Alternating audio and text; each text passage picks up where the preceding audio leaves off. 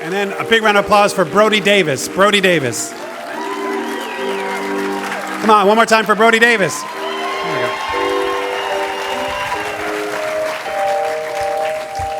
go.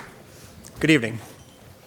2 years ago, my wife's water broke, and we were in New York City, so we jumped in a yellow cab, and we headed to the hospital to meet our first child, a baby boy.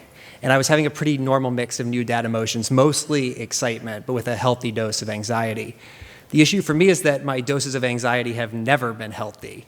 OCD and hypochondria sidetracked my life, so every day since I learned that Caroline was pregnant, I've been practicing these cognitive behavioral therapy techniques so that I can be in control of my emotions, be there to support my wife, and be present for the birth of my son.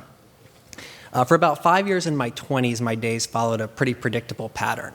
I'm standing in the bathroom in my apartment, and I'm looking in the mirror at my face. Specifically my mouth, the area all around my mouth where the lips meet and the corners and the soft tissue inside, and I'm looking for any redness, any blemish, any imperfection, and whether it's there or not, I'll find it, and it bubbles up my face and infects my body, and as I look for it, my heart starts to beat faster, and I sweat, and I work myself into a panic attack. Now, if it's a weekday, I just run to the doctor. I'm into all kinds of doctors. I like to walk down the street and Google their names when I see them on buildings. And I research where they went to medical school and what they treat in case I develop it one day. But I particularly love the dermatologist because it's the only doctor who can pretty much treat you on site or diagnose you on site. It's just a scratch, Brody, you're okay. It's not a cold sore, malignant tumor, or cancer of the mouth. You'll be fine. Get out of here. See you tomorrow morning. So I walk out and I take a deep breath, and I'm relieved. Sometimes for an hour, sometimes for a day. But as long as it's a weekday, it's okay. If I have a panic attack on a Friday night, that's the worst, though, because that means 60 hours until the office is open again. So that's 60 hours of lying to my friends and family about where I am and what I'm doing so that I can lie awake in my bed, sweating and shaking and starving and just counting down the minutes until Monday morning. So it turns out that wasn't healthy behavior, that's clinical behavior. And after a while, my friends and family caught on, and with their support, I found the right psychiatrist, and I started taking the right meds, and I did the work necessary to sort of conquer OCD. And then I met the right girl, and we fell in love, and we got married, and life was good, and I stopped taking the meds, and the OCD kind of melted away. But you can't assume that it's gone. It's always there, just kind of lurking under the surface, and anything can trigger it. Walking past a hospital or getting sneezed on in the subway. Frankly, this shared microphone is something of a trigger for me. And now I'm in the delivery room, and I'm about to have a baby, and there's blood and fluid and doctors everywhere. God, delivery has a lot of triggers. It's the fuel to the fire for me, and I'm holding up my wife's leg, and I'm giving her oxygen in between pushes, and she's a rock star. And our doctor is conducting this masterful symphony, and Russell's vitals look good, and I'm in control. I've spent all this time practicing for this moment, and it has worked.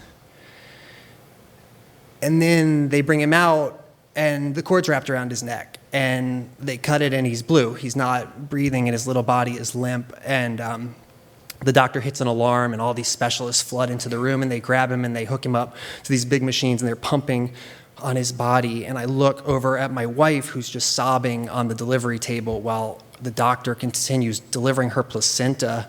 And the doctor says, it's normal. Sometimes it takes a minute for them to breathe.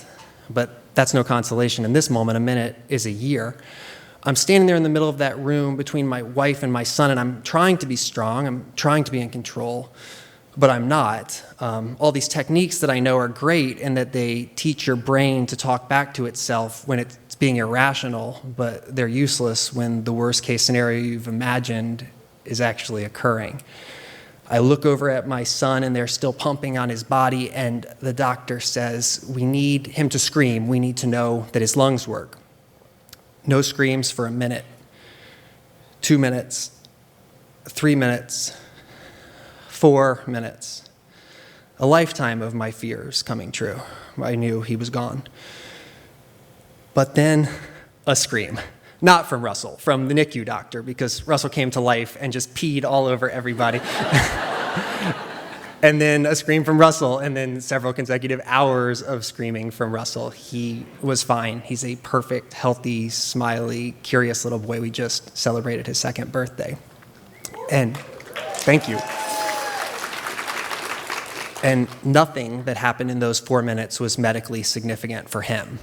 But it was for me. He cured me. No more sleepless nights, no more rushing to the doctor's office.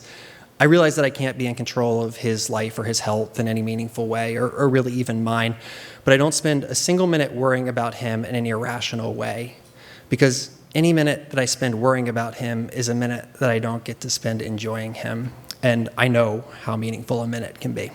Thank you.